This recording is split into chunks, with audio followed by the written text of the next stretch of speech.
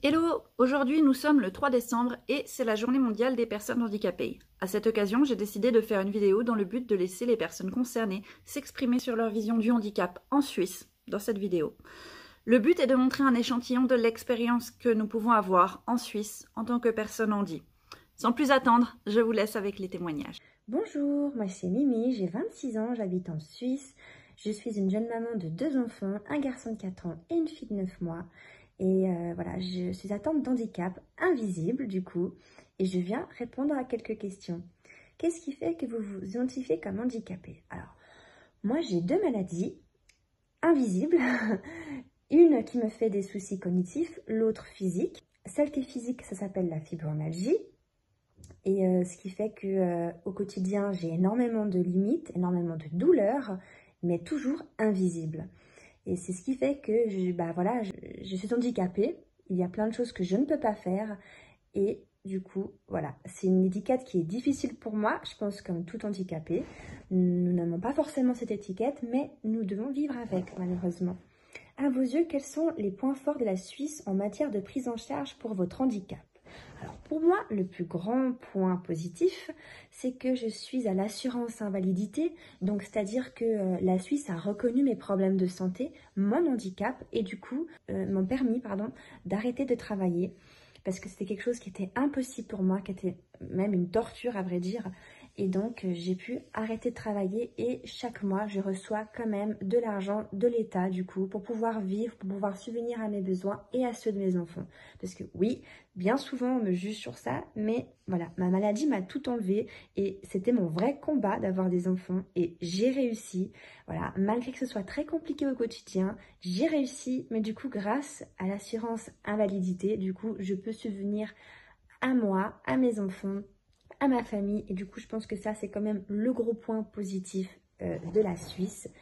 Qu'est-ce que la Suisse pourrait mieux faire? Alors pour moi, j'ai toujours eu beaucoup de peine avec les transports publics ou les caisses, l'attente en fait, parce que voilà, c'est quelque chose qui est compliqué pour mon handicap, pour ma maladie. Et je trouve qu'en Suisse, les transports publics, vous savez, je trouve qu'il y a très rarement de la place.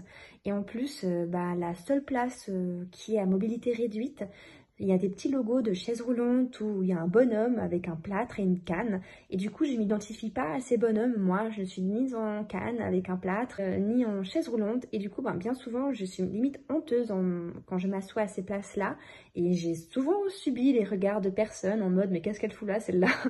Et du coup, c'est très compliqué, franchement. Voilà, je trouve qu'on devrait mettre plus de place et enlever ces logos, enfin je sais pas, mettre personne qui a un handicap et puis c'est tout quoi, parce que franchement je trouve que du coup on se fait pas mal juger, voilà. Et pareil, pour les caisses, je trouve qu'on devrait faire des caisses où on bondit un badge, un papier, quelque chose qui fait que on comprend que cette personne-là doit passer avant tout le monde pour pouvoir payer ses courses et passer devant quoi. Parce que l'attente, bien souvent, pour en tout cas moi, qui avec des limites physiques, je ne vais pas faire du shopping à cause de ça. Je préfère faire mes achats en ligne parce que je trouve que attendre, c'est quelque chose qui n'est pas possible, en tout cas dans mon état. Voilà, donc je pense qu'on pourrait améliorer ces 2 points. Avez-vous un message à faire passer? Alors moi, mon message principal, ce sera ne jugez pas les gens sur leur apparence. Voilà, une personne peut paraître tout à fait normale physiquement, mais elle ne l'est pas forcément. Je suis la preuve vivante. Voilà, quand on me regarde, on pense juste que je suis une jeune femme, une jeune maman, voilà, qui a l'air tout à fait normale, mais je vous assure que ce n'est pas le cas.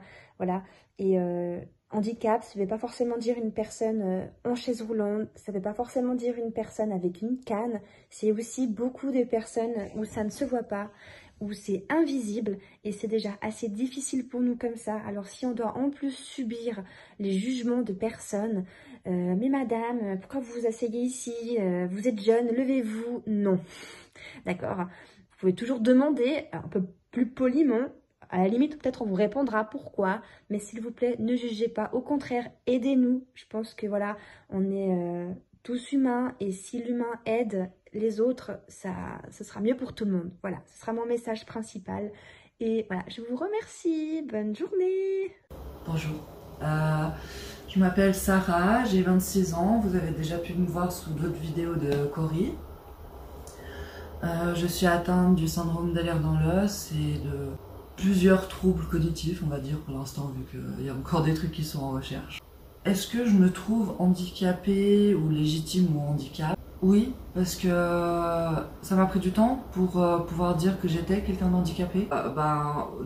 Oui, je m'identifie comme handicapée parce que voilà, quand j'ai commencé à avoir de la peine à marcher, j'ai bien vu que ma démarche n'était pas comme les autres. Aussi, j'avais des troubles du comportement aussi, que j'étais différente des autres.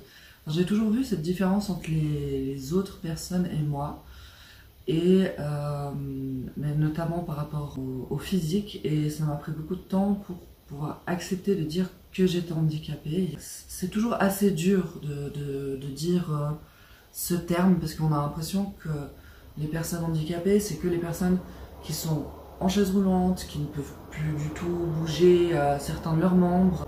Enfin, dans notre tête, c'est toujours une certaine catégorie de personnes. On dit, eux, ils sont handicapés.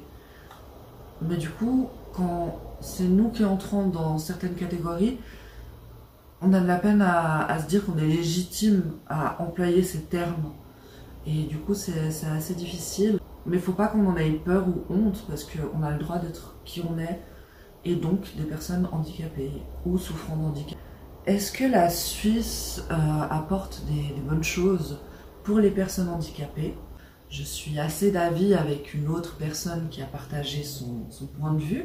En Suisse, on a l'AI, l'assurance invalidité, que lorsque notre handicap est reconnu, selon les circonstances, on peut moins travailler ou ne plus du tout travailler si c'est vraiment plus possible. Et quand même percevoir, je crois qu'on dit des prestations complémentaires, pardonnez-moi si j'ai pas les bons termes ou que je me trompe, c'est très compliqué pour moi. Je bénéficie de l'aide d'une curatrice, donc ça aussi en Suisse c'est très bien, même si malheureusement les curateurs et les curatrices ne sont pas tous nickel. Moi j'ai beaucoup de chance avec la mienne. Donc par rapport à ces deux points, vraiment je trouve qu'on est bien cadré en Suisse. Aussi je dirais par rapport à transport handicap, parce que je sais pas s'il y a ça dans tous les pays. Et c'est vrai que ça aide grandement pour les déplacements. Alors c'est vrai qu'il faut savoir à l'avance, donc s'il y a une urgence ça peut être un peu compliqué, mais ça aide grandement pour se déplacer. Et puis voilà. Qu'est-ce que la Suisse pourrait mieux faire? Alors déjà sensibiliser les gens par rapport aux handicaps invisibles, parce que moi au jour d'aujourd'hui, je bénéficie d'une chaise électrique pour pouvoir me déplacer à l'extérieur. À l'intérieur, en sécurité, je peux encore me déplacer. Mais si je veux aller à l'extérieur, c'est vraiment trop compliqué pour moi de marcher, ne serait-ce que 2 minutes dehors. Et il y a des grands risques que je m'effondre. Et vu ma corpulence, ce serait très dur de me relever, que ce soit par moi-même ou par d'autres personnes. Et du coup, je trouve que on n'est pas assez sensibilisé aux handicaps invisibles. Quand on voit quelqu'un marcher un peu bizarrement, on va pas se dire « Ah, il est handicapé », on va se dire « Il marche bizarrement ». Tandis que si la personne marche bizarrement avec un plâtre, on va se dire « Ah, c'est parce qu'elle a mal, elle est handicapée » ou comme ça.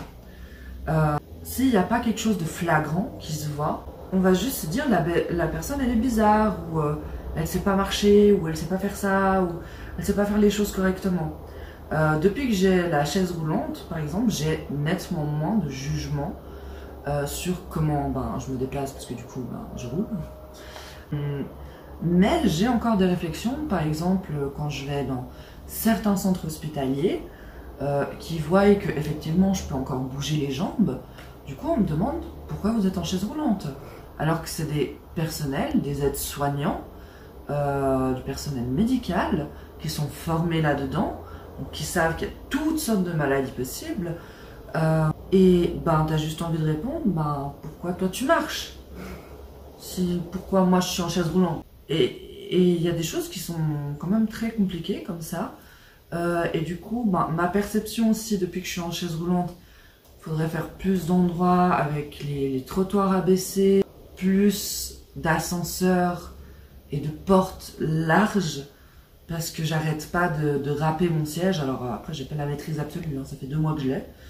Mais j'estime que j'ai une bonne maîtrise parce que j'ai déjà fait 212 km avec. Les pavés, tout ça, c'est très compliqué. Et l'endroit où on vit, il y a énormément de montées, de descentes. Vraiment, et il y a des endroits où c'est en pente, mais en même temps c'est en biais. Et du coup, franchement, en chaise, tu te pètes la tronche. J'ai voulu tout expérimenter, j'ai tout expérimenté et presque me péter la tronche aussi. Donc voilà, c'est ce que je dirais qu'il faut encore améliorer. Et est-ce que j'ai un message à faire passer? Ce serait aux gens de s'intéresser tout simplement aux maladies qui existent, qui ne se voient pas forcément, ou peut-être tout simplement peut-être que ça peut gêner les gens, mais dans une démarche bienveillante, essayer de tout simplement aller poser la question, je dirais, à ces personnes qui vous trouvez bizarre, de pourquoi vous faites ça comme ça, plutôt que comme ça, plutôt que la norme. Et en disant, écoutez, c'est juste pour que moi, je puisse comprendre, et pour ne pas juger, et pour, je sais pas, pour élever mes enfants dans la bienveillance, dans l'écoute et dans l'apprentissage vis-à-vis de l'autre, ou n'importe. Et je pense que dans la plupart des cas, la personne vous répondra très volontiers, sans forcément rentrer dans les détails de la maladie, mais en vous disant, voilà, c'est parce qu'il y a ci ou il y a ça, et que ça vous permettrait de voir que malheureusement, il y a plus de personnes handicapées que vous le pensez, que si un jeune est assis aux places handicapées dans le bus, et vous voyez que ça lui fait toute la peine du monde de devoir se lever pour laisser la place à une personne âgée, alors qu'il y a plein d'autres jeunes partout dans le métro qui sont sur leur téléphone. Dites-vous que c'est peut-être parce que cette personne est handicapée et qui est légitime à être à cette place, et que ce serait à une autre personne de se lever. Et voilà, je pense que dans la communication, vous pouvez apprendre beaucoup de choses et de vous renseigner de par ce genre de vidéos. Et voilà, ce sera tout pour moi. Je vous remercie et au revoir. Bonsoir. Alors, je me présente. Je m'appelle Valérie, j'ai 53 ans. Je suis atteinte du syndrome Ehlers-Danlos avec une neuropathie des petites fibres. J'ai été diagnostiquée il y a environ 15 mois à Lausanne. Au jour d'aujourd'hui, à 53 ans, je vais passer des tests pour confirmer un diagnostic de neuroatypie TSA. Ça confirmerait et ça mettrait la dernière pièce du puzzle que je cherche dans ma vie.